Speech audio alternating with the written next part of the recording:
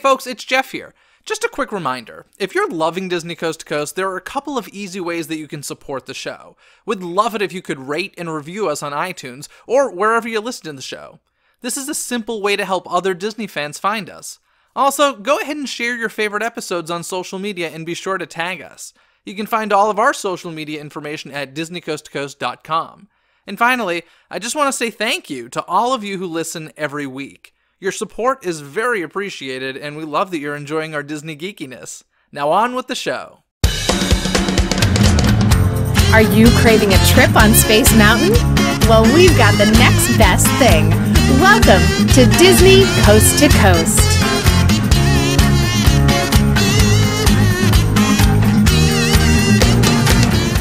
Hey folks, and welcome to Disney Coast to Coast, the ultimate unofficial Disney fan podcast. I'm Jeff DePauli, and in today's House of Mouse headlines, the 2019 Disney Legend honorees have been announced, and the greatest movie news of the last decade. At least for me.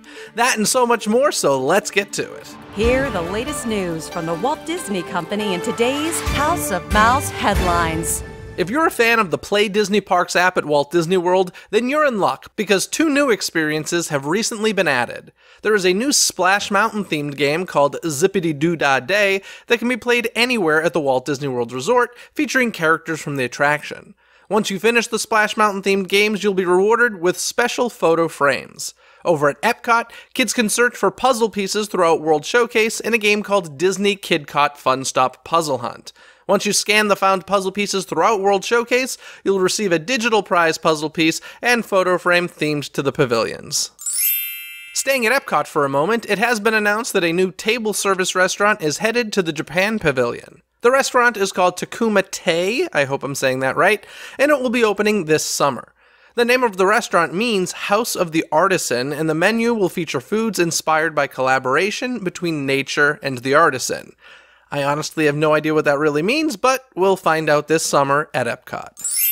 For a limited time this summer, a preview of scenes from Disney and Pixar's Toy Story 4 will be presented in sneak peeks coming to Disney Parks and Disney Cruise Line.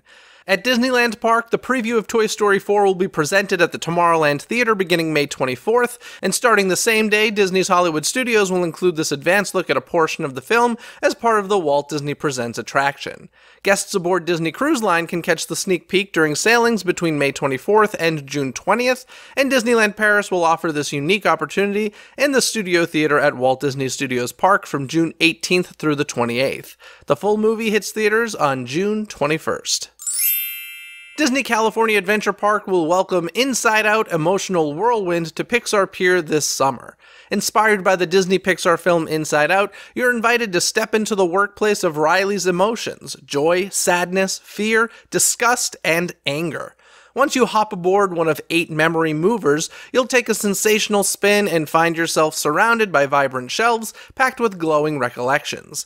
As you may or may not remember, this is the same ride that was once Flick's Flyers over at a Bugs Land with a new paint job. It's nice to see they're keeping with the same theme of simply rehashing old attractions over at Pixar Pier. Now let's fly over to Disneyland Paris for a moment, because an old friend seems to be heading over there for a limited time between May 21st through June 28th. The Walt Disney Studios Park is adding some streetmosphere, and among the characters will be our old friend Push the Talking Trash Can, previously appearing in Magic Kingdom's Tomorrowland. Apparently, this time around he will be Push the Rapping Trash Can, and he'll be hanging around the studios seeking stardom as a rapper. It's nice to see that he'll be rolling around again pretty soon.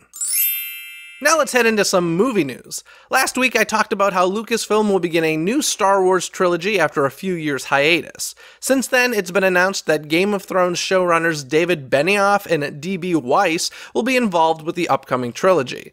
Now honestly, I never really got into Game of Thrones. I watched the first 2 episodes and it just didn't do it for me, so I stopped. But obviously a lot of people loved this show, and these guys know what they're doing. At least until recently. From what I hear, people are very disappointed with these final episodes.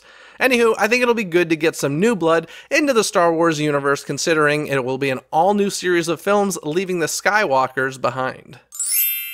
Now for the biggest epic movie news of the last decade. Honey, I Shrunk the Kids is being re-energized with an all-new movie. I spoke about this with my guest co-host on the previous episode of Disney Coast to Coast, so if you'd like to hear more about my thoughts on this epic news, tune into that episode featuring the attraction Soarin', but here are the details. The story will take place approximately 30 years after the original film, and Josh Gad will be playing Nick Zielinski, who is Wayne Zielinski's son in the original films. Obviously, I'm cautiously excited for Disney to reboot this hugely successful franchise. I'm not sure what took them so long. As of right now, there has been no word about Rick Moranis being involved with the project. The rumor is that this film will be heading into theaters and won't just be for Disney+. If anybody at Disney is listening and you're looking for a creative consultant for the film, feel free to reach out to me. I will be happy to share my services and use my unnecessary amount of Honey, I Shrunk the Kids knowledge for good use. It appears as though a quote-unquote live-action Chippendale Rescue Rangers movie is moving forward. The Hollywood Reporter has reported that Akiva Schaffer, one-third of Lonely Island, will be directing the project. Nothing is currently known about the plot of the movie, nor whether it will be hitting theaters or Disney+. I feel like that's going to be the big question with every project in the early stages now. Is it going to theaters or Disney+? Time will tell. They just better keep that theme song. I think it's safe to say that all Disney fans enjoy the short animated films often shown before an animated feature. What you may not realize is that these short films are how Disney and other companies test out latest technologies, new styles, and give talented folks a shot who may not have as much experience as someone working on a feature. It really is a wonderful and smart tool to help encourage up-and-coming filmmakers. It has been announced that Disney Plus will feature some of these experimental short films in a series called Short Circuit. Every time I hear about a new Disney Plus project, I am simply convinced over and over again that the streaming service is going to be a huge win, not only for the company, but for artists of all kinds. The movie theater and TV landscape has changed drastically in the last decade or so. For a while, what some would consider to be a smaller movie just didn't have a home. But that all changed when streaming services began, and it looks like Disney Plus will really be fostering these often overlooked diamonds in the rough. Insert Aladdin joke here. Speaking of streaming services, Disney has acquired full control of Hulu. Disney has owned a large portion of Hulu for a while now, but with the Fox acquisition, they became the majority owner. But still, 33% of Hulu is owned by Comcast, who owns NBC Universal. An agreement has been made that although Comcast will continue to own their 33%, at least for now, Disney will have full control over the creative direction of Hulu. This agreement is likely to see changes in 2024 when the current deal will expire, for lack of a better term. At that point, my guess is that Disney will simply purchase that other 33% from Comcast. This past week, we learned about the new honorees to be inducted as Disney Legends at this year's D23 Expo. The list includes Wing Chao, Robert Downey Jr., Jon Favreau, James Earl Jones, Bette Midler, Kenny Ortega, Barnett Ricci, Robin Roberts, Diane Sawyer, Ming-Na Wen, and Hans Zimmer. I'm just going to leave that bit of news there for now, as this upcoming Wednesday's episode will be a full-blown discussion about this year's honorees, so be sure to tune into that episode. And don't forget, folks, that this upcoming Friday, May 24th, marks the release of the live-action Aladdin movie. Now let's get to this week's Twitter poll, where I said D23 recently announced this year's Disney Legend Award honorees.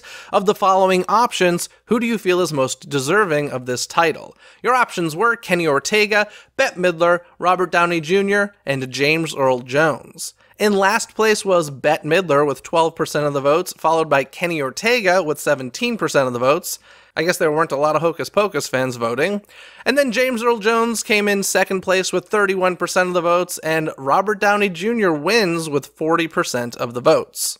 Do you agree with the results of this Twitter poll? Make your voice heard by following Disney CTC on Twitter and taking part in the Twitter poll every week. That's DIZNEY CTC on Twitter.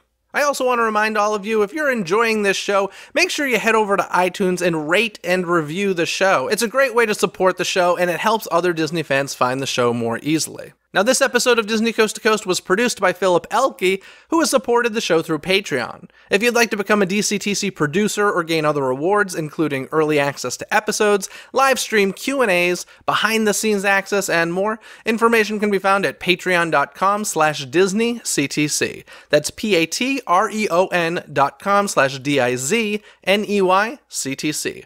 Other than that, folks, have a magical day. Bye! Thanks for listening to Disney Coast to Coast.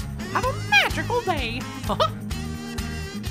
Disney Coast to Coast is produced and hosted by Jeff DePauli. Learn more about the podcast and become a supporter at DisneyCoastToCoast.com.